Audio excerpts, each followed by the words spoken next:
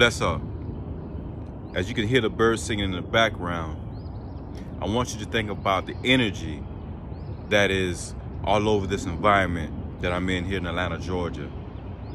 See, the birds get up in the morning and they have a duty. One, to feed their little birdies. Two, to sing to the earth, to wake us up, to put some peace and harmony into the environment, and to just give us energy. Many of you make too many excuses not to get up in the morning and do what you need to be doing to get to where you want to go.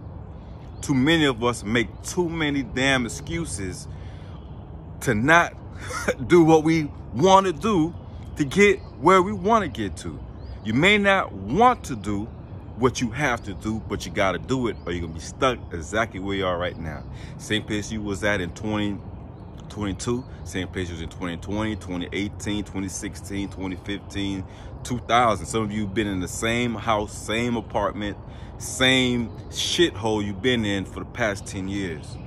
I'm not saying your home is a place, a place of dump, but it might be. But could it be your mind that's the actual dump? Could your mind be the actual shithole you living in? And many of us want to be stuck on so many petty things and petty differences, petty arguments, things that we can literally just move past, but we refuse to because somehow in our hearts and our mind, we think, oh, I gotta be my feelings over this, or I can't move forward because I gotta get this off my chest. Many of you, and I've known some myself personally, and I may have fallen in that trap back in the day. Believe me, I have, because I probably wouldn't have gotten half the trouble that I've been into. Some of you refuse to let go of the bullshit that's not taking you anywhere, and it will keep you at the same place you are right now this morning. What time is it right now? It's probably 7:30. Now, how do you escape? How do you get out? How do you stop making excuses for your life? One, carry certain words with you, words of affirmation, words of edification. Lift yourself up. If you can't lift yourself up, lift somebody else up. Some of you are so negative and so cantankerous that no one even wants to be around you. You don't even want to be around yourself. And you wonder why you make excuses time after time after time. There are some people that I will only communicate with via text message. Some people I will only communicate via social media. So there's some people I would only communicate with them over my dead body because I would never communicate with them because of their negativity, because of their shithole mindset, the roaches in their head. And I don't want their roaches in their head to get into my head to contaminate what I've taken years of building. Now, many of you all know I'm an author, filmmaker, proud father, and all that good stuff. And I renovate homes here in Atlanta, Georgia. My company called SkyKeyAirServices.com. I just posted something on my Instagram at Courage to Believe, that's number 2. And it was about a house that we just repaired some bricks. Matter of fact, we got some more repairs to do regarding the bricks. But the point I'm trying to make is it was raining. Most brick masons, they won't work in the rain. One, they obviously it's raining. The cement has to be to a certain thickness or they can't repair the brick, right? But I was like, you know what? We need to get this done. We can't allow the rain to be an excuse.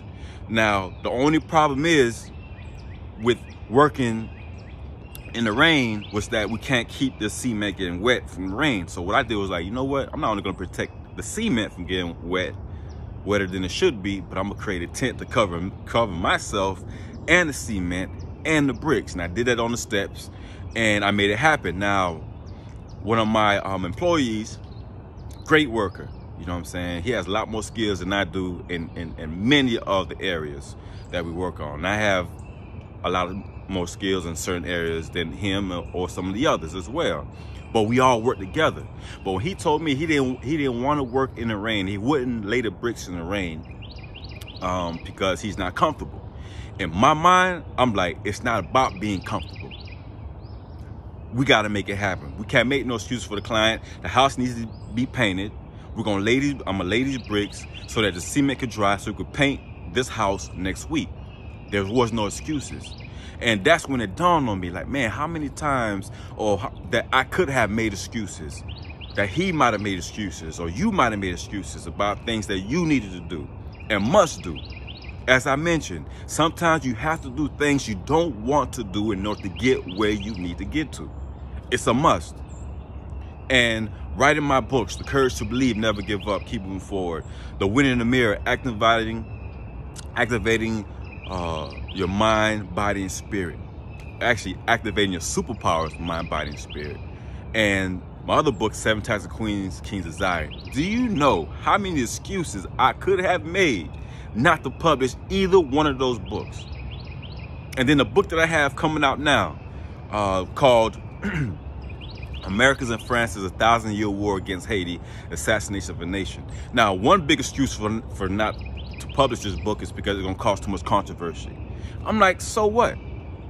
When I released my clothing line, One Man Army, back in 2007, 2008, when I got a trademark, people tell me because the U.S. Army wanted to stop me from coming out with this clothing line. But you know what?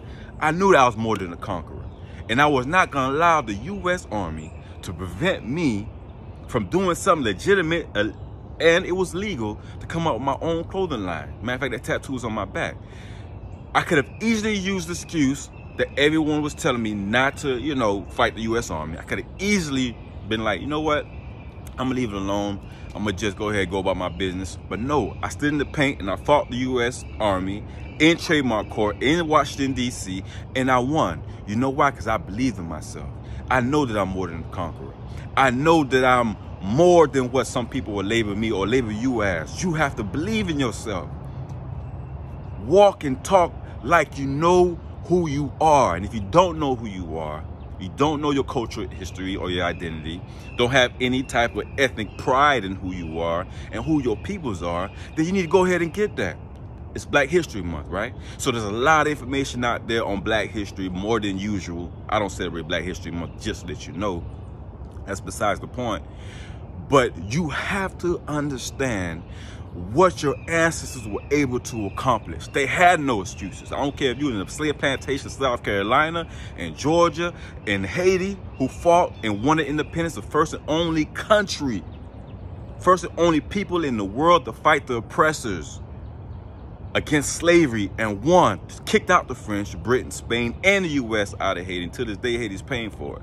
But back in 1804, from 1790 to 1804, they made no excuses. They made it happen.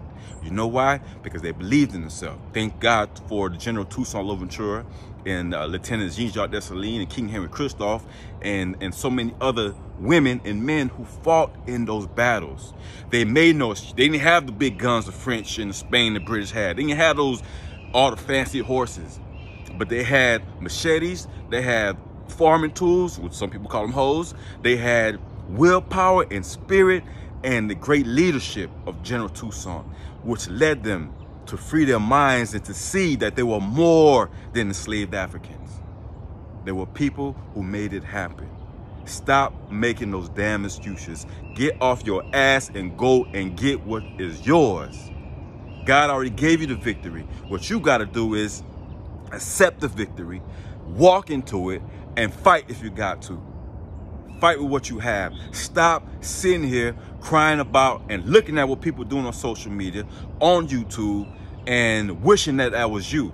No, it can be you doing much better things. A lot of people fake anyway. You know what I'm saying? If you really get some real money, do something for your community. Do something for another community. Do something for a perfect stranger. Help prevent tragedy in somebody's life. That's what it truly means to be a blessing. Anyway, my name is King Kevin Dorval. Website KevinDorval.com. Many blessings, peace, prosperity to this new year for many of y'all. And thanks for the birthday wishes. All right? Many blessings. Peace.